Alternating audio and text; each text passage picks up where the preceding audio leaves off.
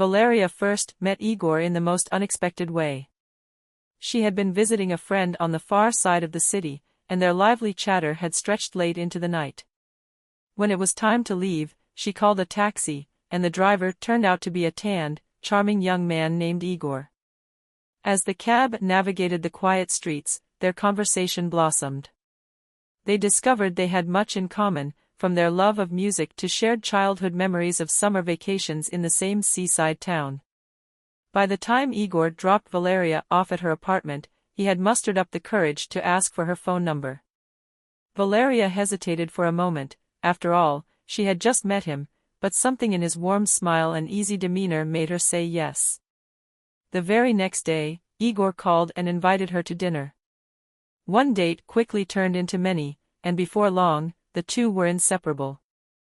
Valeria couldn't help but fall for Igor's charm. She saw him as confident, kind, and full of life, traits that made her feel alive in his presence. She lived with her mother, Alla Petrovna, in a modest one-bedroom apartment, and she often found herself daydreaming about a future with him. It didn't take long for their relationship to grow serious, and Valeria decided it was time to introduce Igor to her mother. Valeria brought Igor home one evening to meet her mother, Alla Petrovna. She was hopeful they'd get along, as it mattered to her that the two most important people in her life could find common ground. Igor, dressed in his best shirt and carrying a modest bouquet of flowers, greeted Alla with enthusiasm. He chatted politely, attempting to charm her as he had charmed Valeria. But Alla Petrovna wasn't easily impressed. From the moment Igor walked through the door, she studied him with a wary eye. Something about his demeanor unsettled her. She thought his smile seemed a little too rehearsed and noticed his gaze darting nervously around the room. After Igor left, Alla didn't hold back. "Are you sure about him, Lyra?" she asked bluntly. "He seems slippery. Maybe you should give yourself more time to get to know him before committing to anything serious." Valeria brushed off her mother's concerns, attributing them to overprotectiveness. She was deeply in love and didn't want to hear any criticism of Igor. A few months later, Igor proposed. Valeria said yes without hesitation. Her heart swelled with happiness, and though her mother maintained a stoic expression, Valeria could tell she wasn't thrilled. Alla suggested a small, modest wedding, and Valeria agreed, thinking it would help ease her mother into the idea. The wedding came and went in a quiet celebration. Valeria was radiant, and Igor seemed genuinely happy, but Alla Petrovna remained reserved.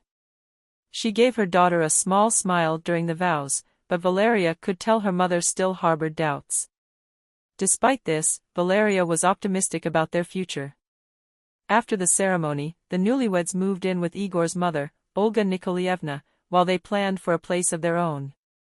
Valeria hoped to bond with her new mother-in-law, imagining a warm, familial connection. But reality was far from her expectations. Olga Nikolaevna was strict and domineering, and from the very first day, she didn't hesitate to critique Valeria. "You're holding the knife wrong, this isn't how you cut vegetables," Olga scolded during Valeria's first attempt to help with dinner. "And your outfit? Too plain for a married woman. A wife should take pride in her appearance." Valeria tried to shrug it off, telling herself it was just a matter of adjusting to a new household.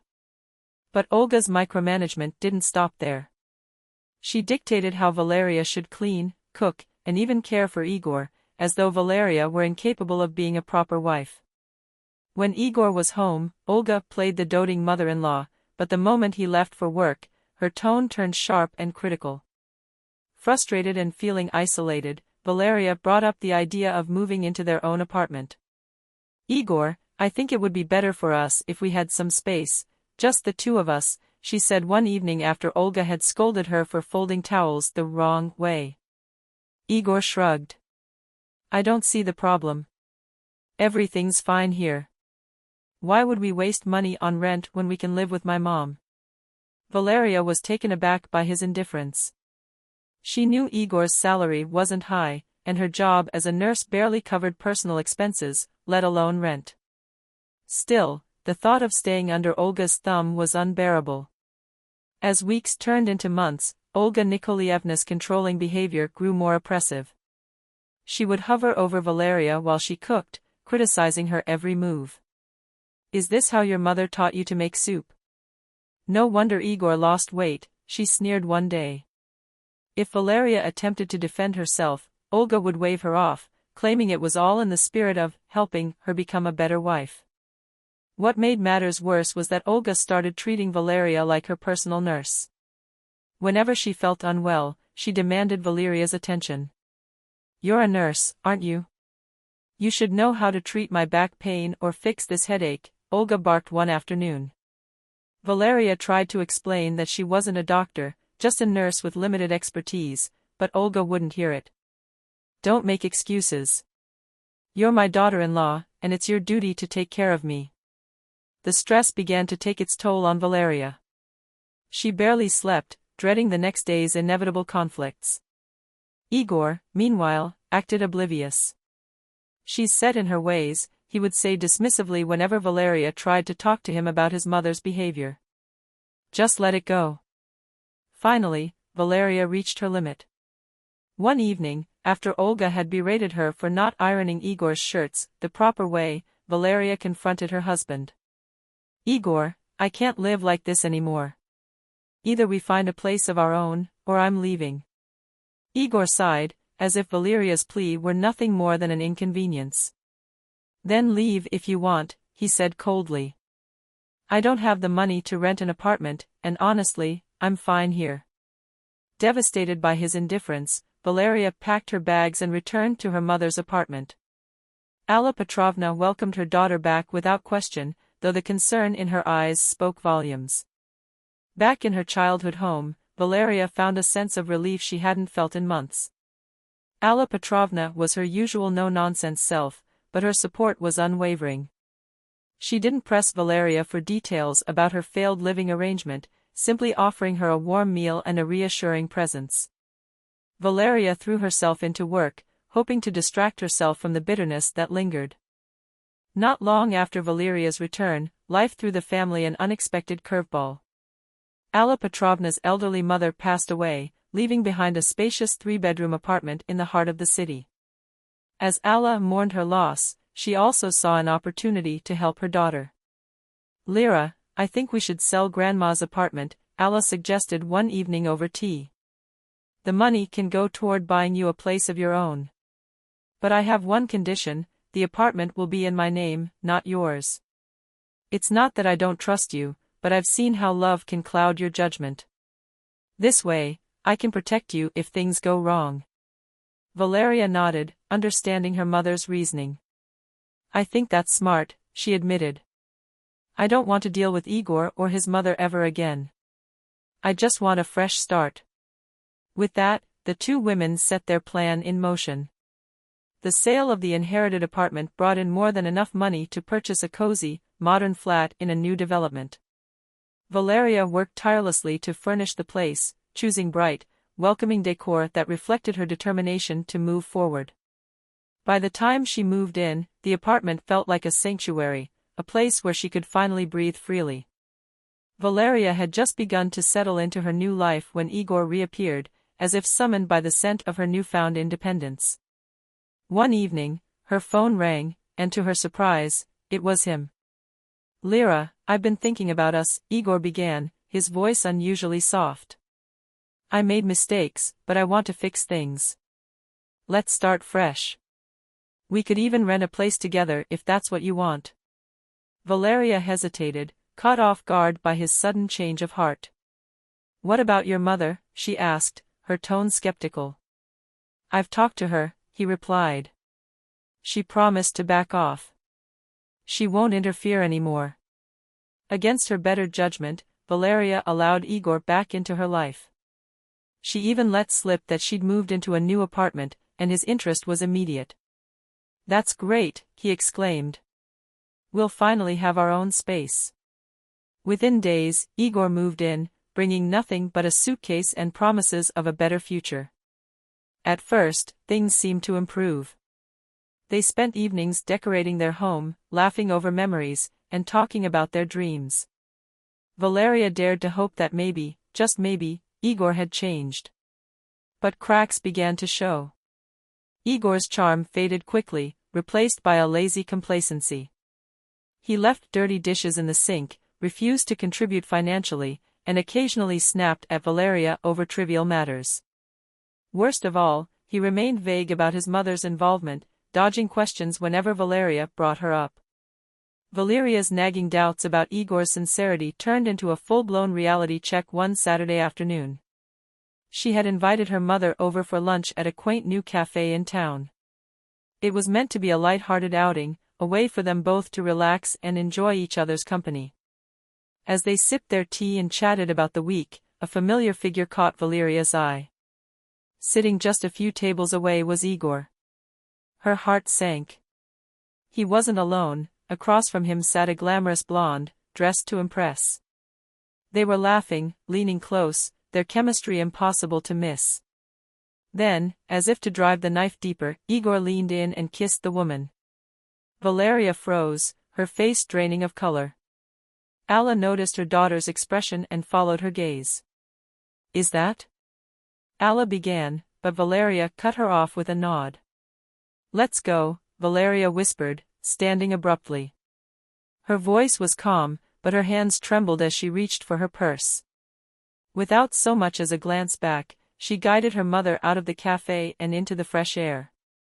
At home, the weight of what she had seen came crashing down. She allowed herself a brief cry, but her resolve quickly took over. By the time Igor returned that evening, pretending to have come from work, Valeria had packed his belongings into a suitcase and left it by the door. "What's this?" Igor asked, confusion flickering across his face. "I know about the blonde," Valeria said coldly. "I saw you with her today." Igor's expression shifted from surprise to irritation. "So what?" he snapped. "You're no fun anyway. Honestly, you're lucky I stayed this long. I've been seeing other women for months. The truth is, I only married you because my mom pushed me into it. You were convenient." Stunned but composed, Valeria pointed at the door. "Then take your suitcase and go." With a smirk, Igor grabbed his things. "Gladly," he said. "Masha's waiting for me, and unlike you, she knows how to keep a man happy." As the door slammed behind him, Valeria let out a shaky breath. She felt the sting of his words, but deep down, she knew she was better off without him. It didn't take long for Olga Nikolaevna to rear her head after Igor's departure. A few days later, Valeria's phone buzzed with a call from her ex-mother-in-law. The voice on the other end was cold and sharp. "Listen, you little chicken," Olga spat, skipping any pleasantries. "That apartment was bought during your marriage, which means Igor is entitled to half of it. You have two options: pay us 2 million rubles or sell it and give us his share. Otherwise, you'll be hearing from my lawyer." Valeria stayed silent, refusing to give Olga the satisfaction of a response. She hung up without a word, knowing this wasn't the end. Sure enough, a court summons arrived within days, demanding a divorce hearing and property settlement. On the day of the trial, Valeria walked into the courtroom with her head held high. Igor and Olga were already seated, smug expressions plastered across their faces. They listed their demands confidently, arguing that Igor was entitled to half the value of the apartment. But when it was Valeria's turn to speak, she presented the trump card her mother had prepared. "This apartment does not belong to me," Valeria said firmly, handing over the property documents. "It is owned by my mother, Alla Petrovna. It was purchased entirely with the money from the sale of her inherited property, as these records will show." The judge examined the papers carefully before issuing his verdict. "The apartment is legally owned by Alla Petrovna and therefore cannot be considered marital property. The court orders the divorce to proceed with no division of assets." Igor and Olga sat in stunned silence, their jaws practically hitting the floor. The confident glint in Olga's eyes was replaced by disbelief and rage. Igor muttered something under his breath, but Valeria didn't care to listen. She walked out of the courtroom with a sense of triumph she hadn't felt in months. Later that evening, she hugged her mother tightly. Thank you, she whispered. If it weren't for you, I don't know how I'd have made it through all this. Allah smiled warmly. I just wanted to protect you, Lyra. Now you can move on without them dragging you down. And move on she did. With her ex-husband and his mother firmly out of her life, Valeria began to rebuild. The apartment, once a refuge, now became a symbol of her strength and independence. She decorated it with vibrant colors, filled it with laughter from friends and family, and started living for herself. For the first time in years, Valeria felt truly free. And that freedom was a victory all its own.